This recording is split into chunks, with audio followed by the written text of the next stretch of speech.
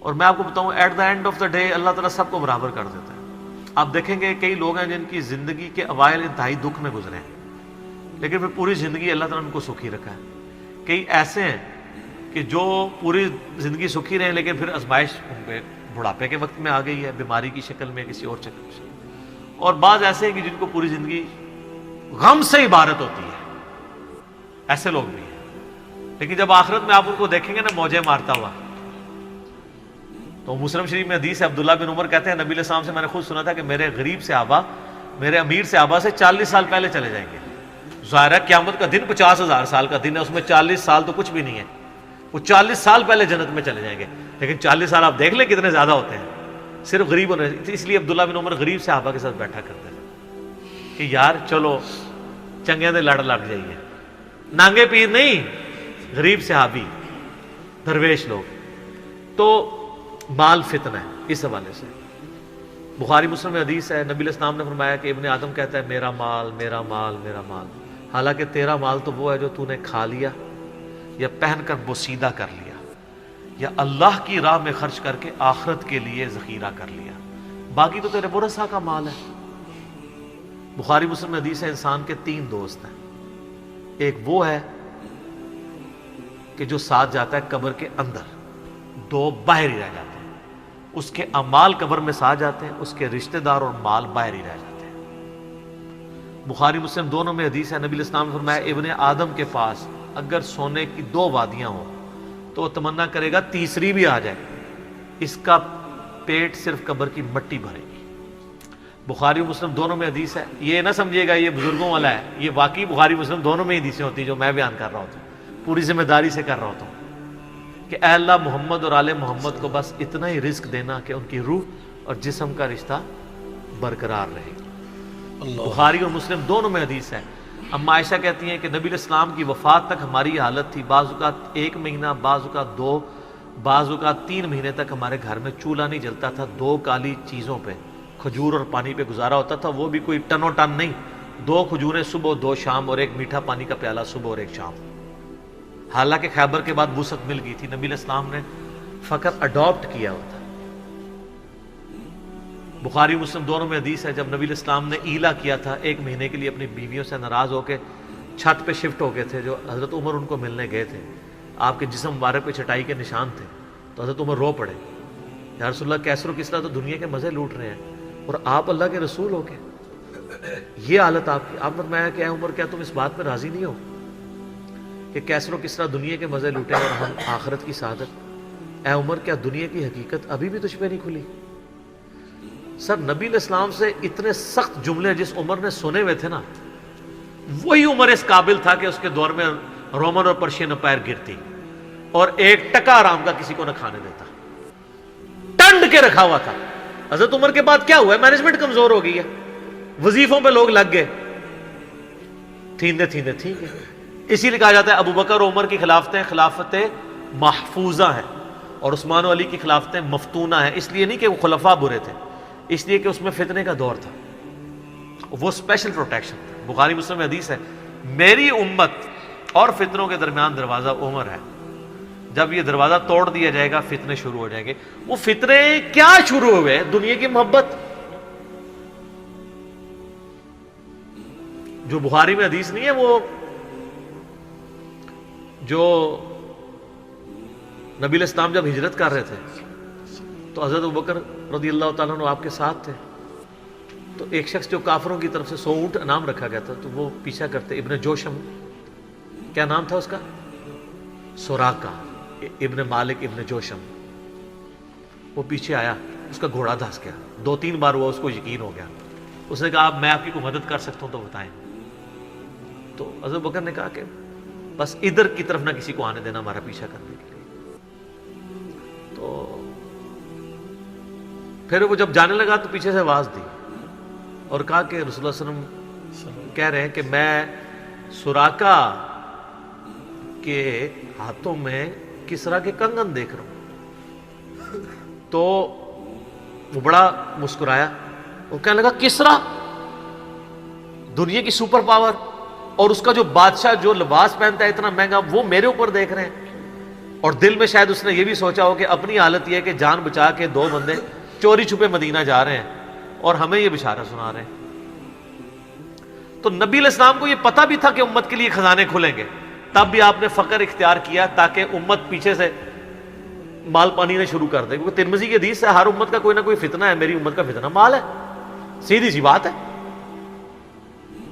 اور پھر حضرت عمر کے دور میں پھر کسرا کا جب لباس آیا تو کہا سراقہ کدھر ہے, پہنایا اور کہا چل کے بتاؤ, جب چلے تو پھر کہا لا دے. اس نے کہا میں مالک ان کا نہیں, نبی علیہ السلام نے صرف اس کا کہا تھا یہ مسلمانوں کا مال ہے, بیت المال میں جمع ہوگا, تو ملکیت نہیں اس کی حاصل کر سکتا, یہ ایونلی ڈسٹریبیوٹ ہوگا. تو سر, اور اس کے بعد پھر حضرت عمر رو پڑے, یہ سارا انہوں نے فلمایا عمر سیریز کے اندر. تو صاحب نے کہا آپ کیوں رو رہے ہیں؟ انہوں نے کہا کہ رسول اللہ مجھ سے بڑھ کر اللہ کو عزیز تھے, لیکن ان کی زندگی فقر میں گزری, اللہ نے یہ خزانے ان کو نہیں دیے. اور حضرت ابوبکر مجھ سے بڑھ کر اللہ کو عزیز تھے, ان کے دور میں یہ نہیں آئے. اس آزمائش میں اللہ نے مجھے ڈالا ہے اور میں ڈرتا ہوں کہ میرا کیا بنے گا.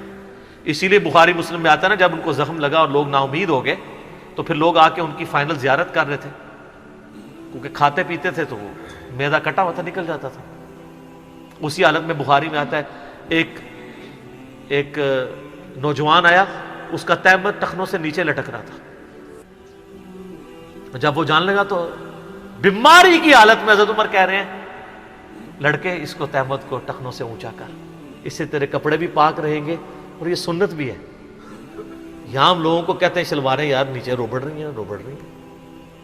حضرت عمر نزع کے عالم میں بھی ٹخنوں سے اوپر شلوار کر رہے. حضرت عمر وہابی نہیں سن سر, وہ صحابی سن, ان کو پتہ تھا یہ سنت ہے, اور نزع کے عالم میں تہمت اوپر کروا رہے ہیں. یہ بخاری کے الفاظ ہیں.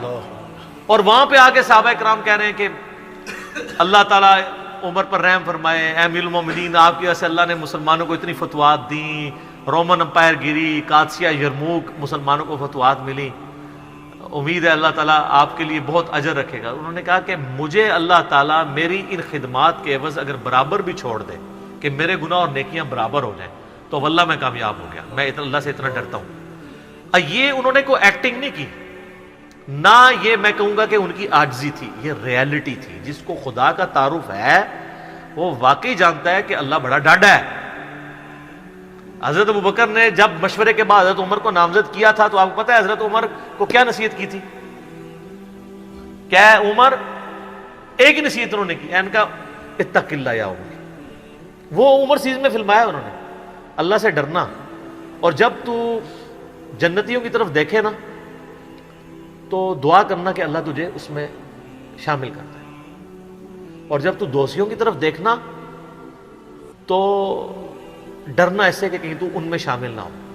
انہوں نے نہیں کہا میں عشرہ مبشرہ ہوں, میں جس راستے پہ چلوں شیطان بھاگ جاتا ہے, یہ آپ مجھے کیا باتیں بتا رہے ہیں.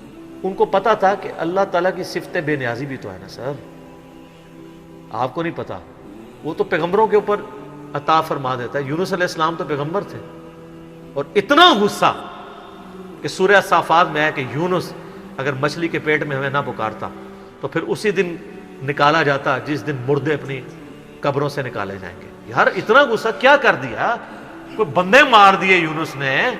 آپ یوٹیوب میں کلپ دیکھیں یونس علیہ السلام کا واقعہ تو آپ کو پتہ چلے گا. سر اللہ اپنے معاملات میں بہت سخت ہے. اللہ وہ نہیں ہے جس کا تعارف آپ کو کروایا گیا. پچھلے دنوں بھی وہ ہمیں ایک لیٹر کہیں کسی نے بھیجا, تو پھر ہم نے ان کو بھیجا کہ آپ میرا کلپ دیکھیں, اللہ کی رحمت سے دھوکہ, اور انجینئر محمد علی مرزا صاحب لکھے.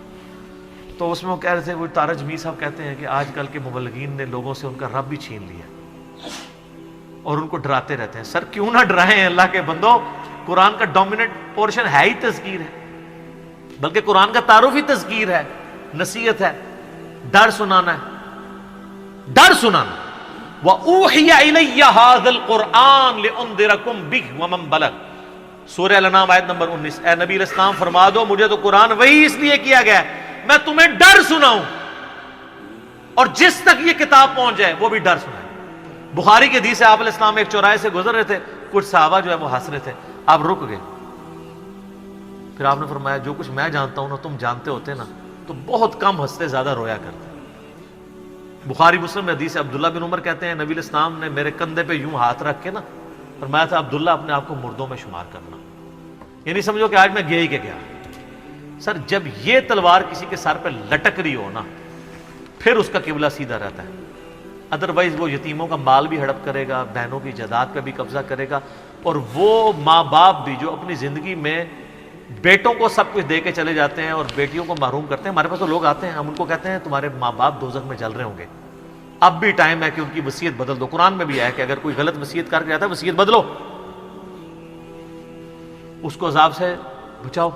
تو کئی لوگ ہیں، میں نے دیکھا ہے ملینز آف روپیز انہوں نے ماں باپ کے مرنے کے بعد ان کے نام پہ ہوئے اپنی بہنوں کو واپس کیے ہیں کہ چلو یار ہمارے ماں باپ دوزخ میں جانے سے بچ جائیں گے۔ اگر آپ کے ماں باپ کی محبت آپ کے دل میں ہے نا تو خدا کے لیے اگر آپ یہ نہ کہیں کہ میرے ماں باپ دے گئے ہیں تو وہ جانے اور ان کا کام، یار وہ آپ کو دے کے گئے، آپ کے ساتھ نیکی کر کے گئے، اور آپ ان کے ساتھ یہ بھی نیکی کرنے کے لیے تیار نہیں ہے کہ جو مال انہوں نے کمایا تھا وہ ان کو دوزخ سے رہائی سے عطا کرنے کے لیے آپ ان کے لیے خرچ کر دیں جو آپ نے نہیں کمایا ہوا۔ تو کتنے بڑے ناہنجار اولاد ہیں آپ۔ سنن ابن ماجہ کی حدیث ہے تو اور تیرا مال تیرے باپ کا ہے، بہت بڑی بات ہے۔ ماں باپ بغیر اجازت کے بھی اپنے اولاد کے مال میں سے لے سکتے ہیں، یہ ذہن میں رکھیے گا، بڑا حق ہے۔ اور آپ لوگ یہ کام کر رہے ہیں، اور جو ماں باپ کر رہے ہیں خدا کے لیے ان کے پاؤں پکڑنے پڑتے ہیں، پاؤں پکڑے، ان کو کہیں کہ خدا کے لیے بہنوں کو اس طرح نہ کیا کریں۔ او جی ان کو جناب وہ جیز دے دیا تھا، وہ جیز تو زندگی میں دیا، وہ گفٹ ہے،